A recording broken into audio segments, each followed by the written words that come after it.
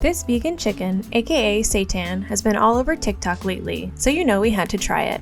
Thanks to the Viet Vegan for this particular recipe. Start by adding 1200 grams or about 9 cups of flour to a large bowl. It seems like a lot now, but this will actually only make about 4 servings in the end. Next, pour in 750 milliliters or about 3 cups of water. Mix with clean hands until a shaggy dough forms. We found that at this point it was easier to take it out of the bowl and continue kneading on the counter. It's going to take a little while, but keep working the dough until it's relatively smooth and it bounces back slightly when you poke it. This means the gluten has developed, and since Seitan is just straight up gluten, we definitely want that. Put the dough in a clean bowl and completely cover with cool water, then seal with plastic wrap and let rest for 1 to 2 hours. Drain the resting water and pour in fresh cool water, and now it's time to start washing the flour. I know it sounds weird, but essentially what you're doing is washing away the starch and leaving behind the gluten, which is what we want. The water will turn an opaque white after a while, and that's how you know it's time to drain it and add fresh water. You can discard the starchy water or save it to use in other recipes if you'd like. Continue this washing routine until the water is no longer completely opaque. This took us about 3 washes.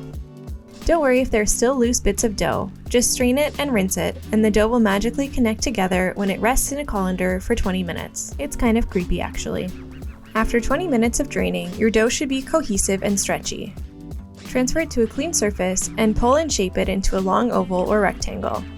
Now we're going to braid it, so cut 3 strands, leaving the dough attached at the top. See how it springs back? That's the gluten protein. It looks like it's alive, but it's not. Otherwise, it wouldn't be vegan.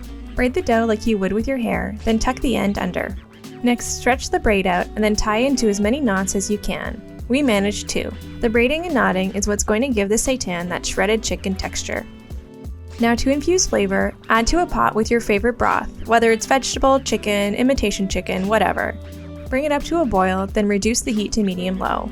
Cover and cook for about 2 hours. If you have a slow cooker, feel free to use that instead. When it's done cooking, the color should have darkened slightly.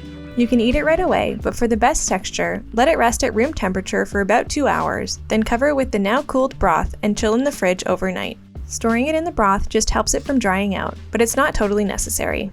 When you're ready to use it, drain the Seitan and pat dry with paper towels. Then you can tear off pieces that look surprisingly similar to shredded chicken. It's kind of crazy actually. Shred off as much as you need, then you can use the pieces in a stir-fry, soup, or however you would use regular chicken pieces. If you're a die-hard chicken fan, this might not be for you, but it is surprising how similar the texture is to real chicken. And depending on how you season it, it's pretty tasty too. Subscribe to Dished for more viral recipes.